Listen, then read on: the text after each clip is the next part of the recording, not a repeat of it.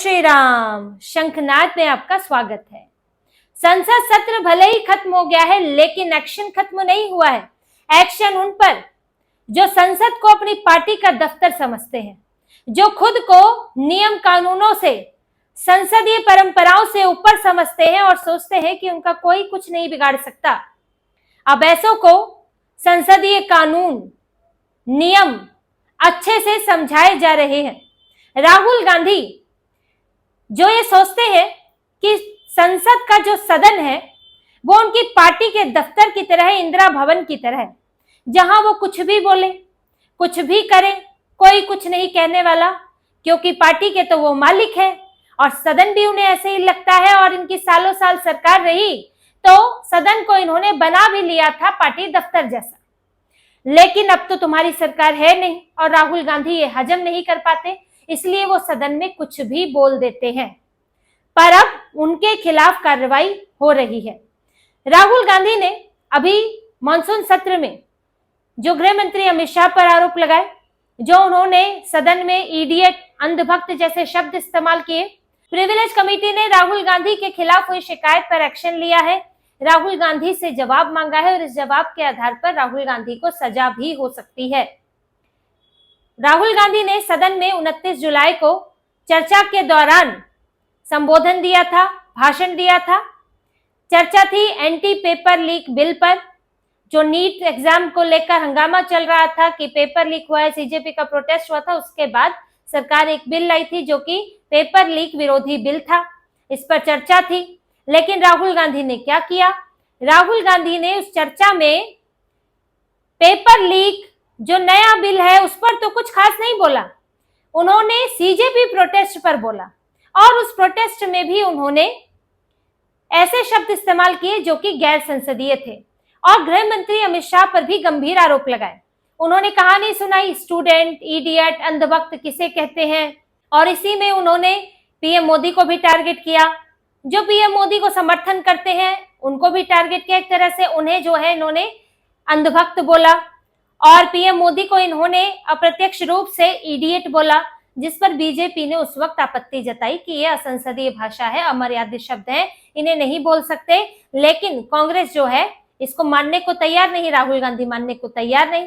अब इसके बाद इन्होंने ये हद पार कर दी और इन्होंने गृह मंत्री अमित शाह पर आरोप लगा दिया कि उन्होंने गोली चलवाई। सीजेपी प्रोटेस्ट में जो प्रदर्शनकारी आए थे उन पर गोली चलवाई। इन्होंने देखो शब्दों का खेल खेला। इन्होंने बोला गृह मंत्री ने शूट करने के आदेश दिए, सीने पर शूट करने के आदेश दिए। अब ऐसे तो ये कहेंगे कि हमने तो पैलेट गन के लिए बोला, क्योंकि पैलेट गन भी शूट की जाती है, अंग्रेजी में शूट ही लिखेंगे। लेकिन इन्होंने इस तरह बोला जिससे कि लगे कि गोली चलाई गई है। शूट करना, शॉट करना, ये सब गोली के लिए इस्तेमाल होते हैं। पैलेट गन शब्द इन्हें इस्तेमाल करना चाहिए था, तो इन्होंने जानबूझ के ये इस्तेमाल किया, क्योंकि इन्हें भी पता है कि कल को हेडिंग बनेगी, अखबारों में छपेगा, मीडिया में जो है चैनलों पर चलता है, एक एक लाइन की खबर आती है और उसमें इनकी कहीं भी बात को कोट करके बताया जा सकता है कि राहुल गांधी ने कहा कि गृह मंत्री ने शूट करने के आदेश दिए। अब आप समझिए कि हेडलाइन बने गृह मंत्री ने शूट करने के आदेश दिए, बगल में कोलन डाल के लिखा हो राहुल गांधी, या फिर इन्वर्टेड कॉमा में ही ये बात लिखी हो, तो लोगों के दिमाग में क्या मैसेज जाएगा कि गृह मंत्री ने कहा कि लोगों पे गोली चलवा दो। इसीलिए जब इन्होंने ये बोला तो उसके बाद हंगामा हो गया। बीजेपी ने इन्हें नियम कानून याद दिलाए और सदन को वहां पर रोका गया।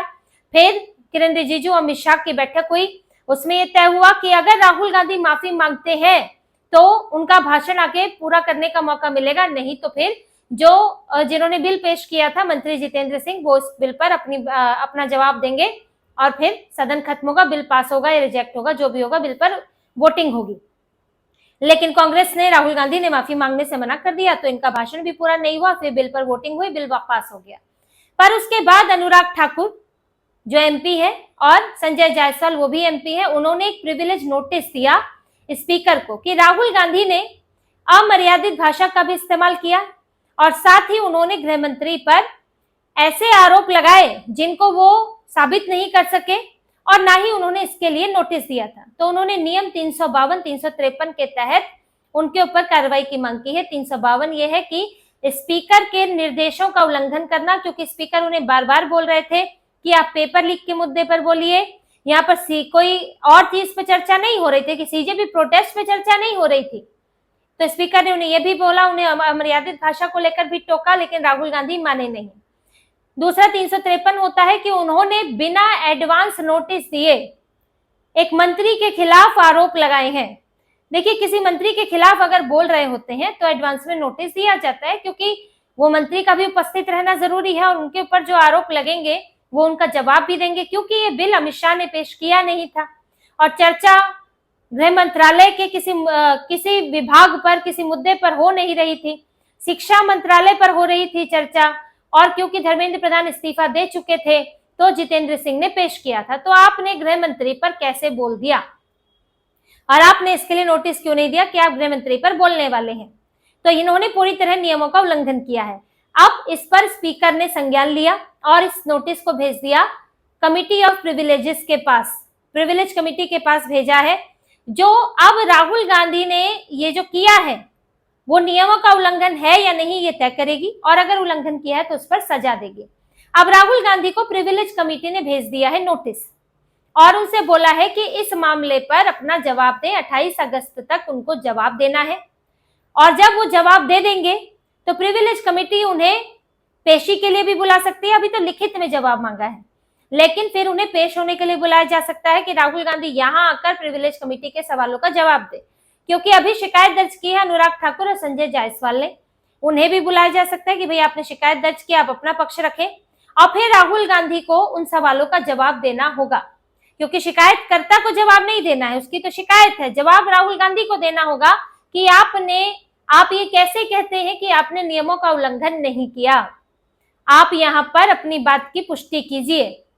और उसके बाद राहुल गांधी के खिलाफ इसमें सजा हो सकती है। सजा इसमें उनको सदन से 1 सत्र के लिए, 2 सत्र के लिए या फिर आने वाले सभी सत्रों के लिए निलंबित किया जा सकता है या फिर उन्हें माफी मांगने के लिए बोला जा सकता है। हालांकि उन्हें आने वाले सभी सत्रों के लिए तो निलंबित किया जाना मुश्किल लगता है, लेकिन उन्हें कुछ सत्रों के लिए तो जरूर निष्कासित किया जा सकता है और या फिर माफी मांगने के लिए कहा जा सकता है। अगर वो माफी नहीं मांगेंगे तो फिर उनके ऊपर और दूसरा एक्शन हो सकता है, उन्हें गृह मंत्री से, सदन से माफी मांगनी पड़ेगी। प्रिविलेज कमेटी में जाने का मतलब ही है कि इस पर फैसला होगा, वरना कुछ चीजें जो है वो वहां तक पहुंचती ही नहीं है और फिर उस पर आगे फैसला ही नहीं होता है, जिन पर कुछ एक्शन ही ना लेना हो। इस पर एक्शन लेना है, इसलिए इसे प्रिविलेज कमेटी में भेजा गया है। जैसे कि महुआ मोइत्रा का मामला था, जिसमें उन्होंने एक बिजनेसमैन के साथ मिलकर संसद में एक तरह से अपना लॉगिन आईडी उनको दे दिया, संसद में हेरफेर की, अपना लॉगिन आईडी उन्हें दे दिया और वो उनकी जगह सवाल पूछ रहे थे। ये महुआ मोइत्रा का मामला खुला तो वो एथिक्स कमेटी के पास गया और फिर महुआ मोइत्रा को जो जितना उनका कार्यकाल बचा था 6 महीने का, उन्हें लोकसभा से बाहर कर दिया गया था। तो ऐसे मामलों में पहले भी एक्शन हो चुका है। महुआ मोइत्रा ताजा उदाहरण है इसका, और राहुल गांधी भी अब वहीं तक पहुंचते हुए दिख रहे हैं। ये दिखा रहा है कि राहुल गांधी की हरकतों को अब बर्दाश्त नहीं किया जाएगा। देखिए, नेता प्रतिपक्ष है, सीधे सीधे प्रतिद्वंदी पार्टी है, तो ये तो है कि उस तरह से उस शक्ति के साथ हमेशा एक्शन नहीं लिया जाता राहुल गांधी के खिलाफ जिस तरह के वो काम करते हैं। लेकिन जब आप किसी पार्टी के सर्वोच्च नेताओं में से एक को टारगेट करेंगे, सीधे सीधे अमित शाह को टारगेट करेंगे, और जैसा इन्होंने पूरे सत्र के दौरान किया, फिर भाजपा ने पलटवार किया था और अमित शाह चर्चा के लिए तैयार थे, कांग्रेस ही उस पर भागने लगी, राहुल गांधी भागने लगे।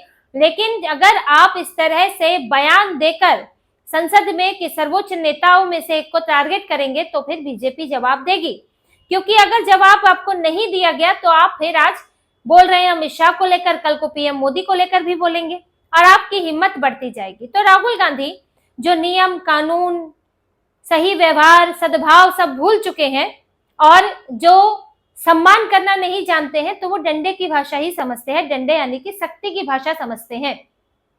उन्हें जब माफी मांगनी पड़ेगी तब राहुल गांधी को दोबारा ऐसा करने से पहले 1000 बार सोचना होगा। उनका जो भाषण लिखने वाले हैं और राहुल गांधी जो इसमें मंजूरी देते हैं, लोगों को लगने लगा है कि इनके खिलाफ कुछ नहीं होगा, संसद सत्र तक ये चलेगा, उसके बाद खत्म हो जाएगा।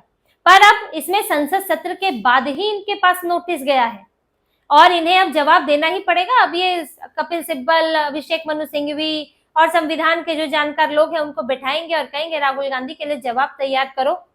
अब इसको थोड़ा डिले करने के लिए ये और समय मांग सकते हैं, क्योंकि इन लोगों की तो देखिए स्ट्रैटेजी है।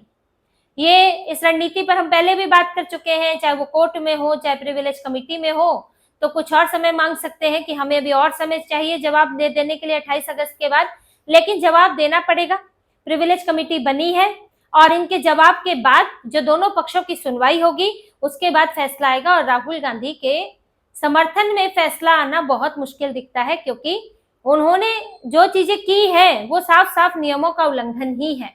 अब किस हद तक की सजा मिलती है ये आगे देखना होगा।